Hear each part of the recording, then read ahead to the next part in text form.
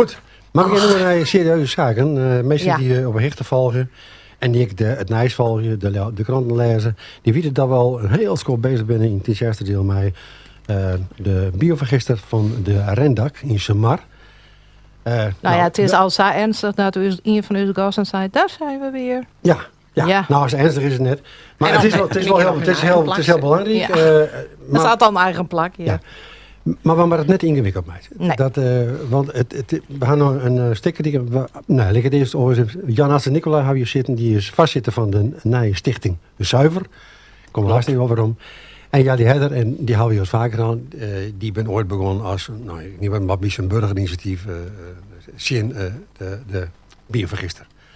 Inmiddels is het Safir dat de gemeente de Rie had van de week besloten, of vriendelijke besloten, dat zij geen bezwier had in de bouw van de biovergister.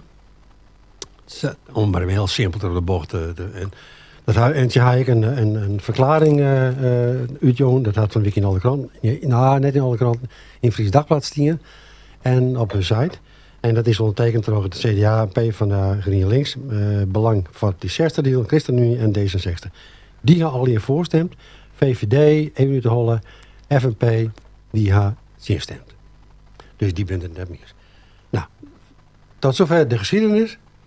Het besluit is nou, die me wat denken om de waren, zei van, oké, dat besluit leidt er nou en dan ben ik klaar. Maar is dat ik zo? Want ik had het idee dat Jim als Stichting Zuiver, en dan zit je in beide, zit je erin, dat je nog geen genoegen moet nemen dat je, wat de gemeente zei van, nou, wij gaan onze keuze maken. We hebben een aantal voorwaarden die erin staan. Maar het is aan de provincie nou om het besluit te nemen. Klopt dit wat ik nog zeg? En als dat zo is, wat is dan nou hoe gaat het nou verder? Wat ken je hem nog? De onvraag van dit hele gebeuren, die leidt bij de provincie. Ja. En de provincie had onder de gemeente het Tjitjerkse deel vregen om een verklaring van geen bedenkingen. Omdat het plan net past in het huidige bestemmingsplan.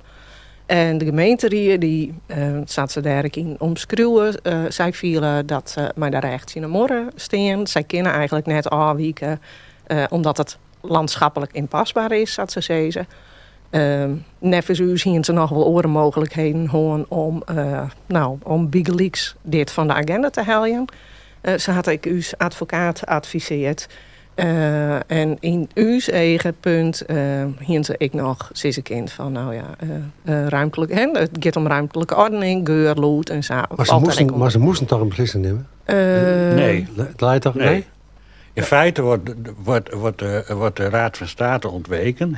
Want ik heb een uitspraak gedaan dat de provincie moet een besluit nemen, niet de gemeente. Want de gemeente heeft in 2023 al een besluit genomen. Dus in feite is het gewoon een misverstand. Ik vind ook die hele brief van de raadsleden staat ook vol misverstanden. Daar staat ook in dat ze nu een soort besluit hebben genomen, maar dat er wel een zienswijze komt. En dat we daarna nog een eindbesluit moeten nemen. Dat is een hele rare constructie. En die zienswijze moet dan ook weer door de wethouder worden opgesteld. Die al zelf al 2,5 jaar pleit voor de biovergister. Dus ik snap het niet meer. Ja, ik snap niet waar de gemeente op dit moment... Nee, maar er zit inderdaad in die brief. De gemeenteraad blijft zich nauw betrokken voelen bij het onderwerp. Onderstreept. En het gemeentebestuur is hierover in gesprek met de provincie en heeft gebruik gemaakt van zijn adviesrecht. Daarnaast zal de gemeenteraad zelf een zienswijze indienen zodra de ontwerpvergunning ter inzage ligt. Daarin wordt expliciet aandacht gevraagd voor geurhinder en andere milieueffecten waar inwoners zich terecht zorgen over maken. En daarna wordt er een eindbesluit genomen, staat erin. Instemmen met deze verklaring is geen eindbesluit, maar een tussenstap binnen een complex vergunningstraject. Nou, dat een complex vergunningstraject, dat is wel duidelijk. Het eindbesluit moet nog, als je dat goed leest, staat er het eindbesluit moet nog genomen worden. En als je heel sec naar het besluit van de gemeenteraad kijkt, is het ook zo. Er staat ook in dat indien er geen zienswijzen ingediend worden, dan moet deze verklaring als definitief beschouwd worden. Als er wel zienswijzen ingediend worden, wat ze al aangekondigd hebben, is het nog geen definitief besluit. Ja, ik zeg niet dat het allemaal klopt hoor, maar het staat daar wel. Ja, maar de gemeente had nog, maar goed, even van het feit in de gemeente had nog zeggen, wij zijn voorlopig geleerd, waar is het nou bij de provinciedeel, wij verklaren dat wij geen bezwier hadden omdat het past. Maar, voorwaardelijk. Voorwaardelijk, maar het vier is. Maar nog steeds, dus je pijl richten met op de provincie. Ja, dat klopt. Want wij kennen vanzelf, zienswijze initiëren. Ja. Maar wat zijn de kansen daarvoor? Hoezo? Hem daar ik zicht op hoe de provincie hierin staat. Nou, ja, ik doe een stapje terug hoor. Ik zeg dat eigenlijk dus de procedure en besluitvorming gewoon mank gaat. Het is een soort mank paard geworden waarvan ik afvraag of dit besluit überhaupt de biovagister dichterbij brengt. Ik denk juist niet, want wij gaan ook natuurlijk op deze procedure gaan wij weer actie voeren. Dat dit gewoon niet in orde is. Het is niet in orde dat een gemeenteraad of een gemeente de rechtspraak ontwijkt en dan gewoon maar doorgaat en dat op deze manier besluiten gaat nemen. Maar wat gaan ze dan ontweken dan? Wat gaan ze net goed hier, gemeente? Ze hebben zich gedwongen gevoeld om een besluit te nemen. Ja. De raad. Terwijl in de uitspraak van de Raad van State heel duidelijk zegt dat ze dat al gedaan hebben, een besluit genomen, en dat juist de provincie een besluit moet nemen. De provincie heeft betoogd dat ze dat niet kunnen, omdat de gemeente nog geen besluit heeft genomen. Ja, maar dat is toch raar? Dat is heel raar. Dat staat in de eerste raadsbrief ook. Ja, maar Jos is er nog correct van, de gemeente had al een besluit genomen. Dat is de verste, ik kan het net controleren. Ja, maar in 2023 laat het stik ik voor. Maar dat weten ze toch? Ja, dat weten ze. Ja. En de procedure werd Jan Atseno op bedoeld. De gemeente of de provincie, die hier een besluit nemen moeten. Daarna, die hier een wegeringsbesluit nemen moeten. Of die hier zeggen moeten, nou, we vregen om uitstel. Die gaan helemaal niks doen. Ze gaan de procedure open houden. En daarmee zo'n in de gelegenheid stelt om een onpas plan te schreeuwen. Dat leidt er nou, maar eigenlijk is dat gewoon een volstrekt nijplan. En daarover had, of nou, de rechtbank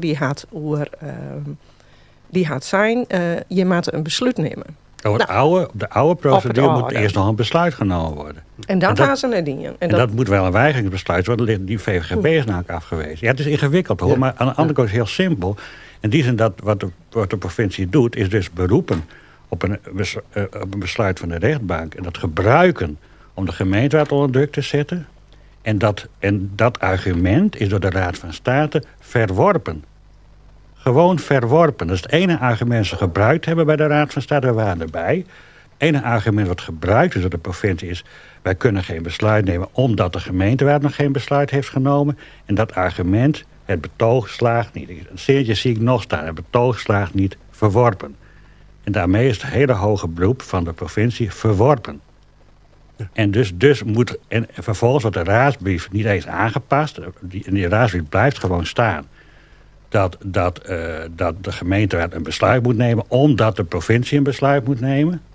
Nou, dat is gewoon verkeerde voorlichting. Dat is gewoon, dan voldoet het college en de burgemeester niet aan de informatieplicht. Maar, heel simpel. Maar ken het dan wel eens dat 5 partijen op de hele rier zowat. Ja. Die informatie net haar of zitten van de het wordt in ieder geval onvoldoende geduid door de burgemeester en de G4.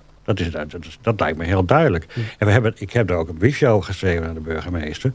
Van, u moet eigenlijk op de rode knop even drukken. Want u moet even deze uitspraak even gaan duiden voordat we verder kunnen gaan. Maar dat hebben we tot 2 keer toe een briefje over. 2 keer toe volgens mij. Zo op de laatste dag zelfs nog. Of dag voor maar daar wordt gewoon helemaal niet op ingegaan. Nee, we gaan gewoon door. Er wordt helemaal niet op ingegaan. Heel merkwaardig, heel merkwaardig. Ja. Weer voor de burgemeester zijn eerste vergadering. Hè? Dus misschien dat hij gewoon net zo... Ja, maar hij is mij de neus in de boter van. Ja, dat zei ik een week van tevoren. Hij heeft wel heel lang gewerkt op het snijvlak van juridiek en bestuurlijke dingen. Ja. Dus hij dient dat te weten. Heel simpel, hij dient dat gewoon te weten. Ja. Hij dient dat gewoon te doen. Goed, de situatie leidt er nou. Er zijn sommige partijen die opgelucht ademen. Er worden denken dat ze hiermee de verkiezingen naast misschien wel winnen. Maar het lijkt nog bij de provincie, dus de boet in de gemeente. Wat ging hem doen de komende tijd? Nou, daar moeten we dus deels nog over berieden wat de vervolgstappen worden. Maar misschien Jan Atsen, die had daar vast al ideeën. Nou. Maar je als burgers, je bent wat teleurgesteld. Toch, denk ik. Ik zeg een filmpje, nee, die collega. Ja. ben je de naam even zo goed. Greetje, Greetje. Thelma. Die viel zich net jet, zei Nee, die viel zich net uit. Nou, wij eigenlijk alle jaar net. Nee. We hebben genoeg onrekingsjoens, eens maar, om de oors naar te zien, om de oors mee om te gaan. Maar wat de raadsleden graag willen is het dossier sluiten, omdat vanwege de verkiezings. Ja. Ze willen er afwijzen, wat ik deels wil als persoonlijk wel begreep, maar altijd de juiste route, want ze binnen er nog steeds net aan, want ze gaan excientwijzen indienen. En hoe zullen de nieuwe raadsleden, hoe goed binnen die daar dan over informeren? Hij heeft er vertrouwen in dat ze dat ik door hoe lees je hem dit verhaal? Nou, die zienswijze komt nog lang niet, want er is nog geen ontwerpbesluit. En ik moet eerlijk zeggen, ik zou niet weten wat het ontwerpbesluit überhaupt nog komt, want het is een hele brakke procedure natuurlijk tot nu toe. Ik denk En wat er net komt, wat gebeurt, wat komt er dan wel? Geen idee. Ik vind het echt een schimmenspel geworden, hoor. Het is, ik zou niet weten... Dat in schimmenspel kan ik inhouden dat plotseling dat er wel een plan ligt. Dat er Ja, zou kunnen. Maar ik ben heel benieuwd of dat aan de voorwaarden voldoet. Ja. Maar dat is ik nog net compleet. Dus bijvoorbeeld er maakt nog een stikstofvergunning. Maar je hebt er ik nog bij. Ja. Dat komt sowieso net. Ja, er als in september is jij er om worden. Ja. Hebben we hoorde hier net verkiezingen van de provincie? Ja. Interessant toch? Ja, dat gaat zeker wel zo lang door. Ja. Mooi. Nee, maar we kunnen heel veel doen. We kunnen gewoon heel veel doen. Hè? En ik vind sowieso, wij gaan ons niet de komende maanden stilhouden vanwege de gemeenteraadsverkiezingen. Nee, dat is Integendeel. Nee. Er zijn zoveel mogelijkheden, acties, procedures, bezwaarschriften. En er zitten zoveel aanknopingspunten na vorige week donderdag van wat je allemaal kunt doen. Dat is echt, nou ja, ik kan ze niet eens allemaal opnoemen. Nee, nou, wij er is nog geen tijd meer voor, geloof ik. Nee, precies. Ik zeg Jan had zien tijdens de raadsvergadering alleen maar blieders zien. Ja, toch wel. Okay. Ja, ons wordt hij wel eens. Nou, ik heb heel gemengde gevoelens. Van de ene kant vond ik dat heel jammer en zijn we teleurgesteld. Aan de andere kant denk ik ook, ja, wat hier nou gebeurt. Ik weet dat het allemaal doorgaat, hoor, op deze manier. Nee. Dat dacht ik echt, ja. We praten al, als er een ontwikkeling binnen en die binnen er vast, die komen er vast. En Jim houdt het in de gaten. Als er wat nieuws is te melden, dan weten we je hem te vinden. Goed. Jullie Hedder, Jan Atsen. Jan Atsen. Hartelijk dank voor je komst. Oké, dank succes. wel,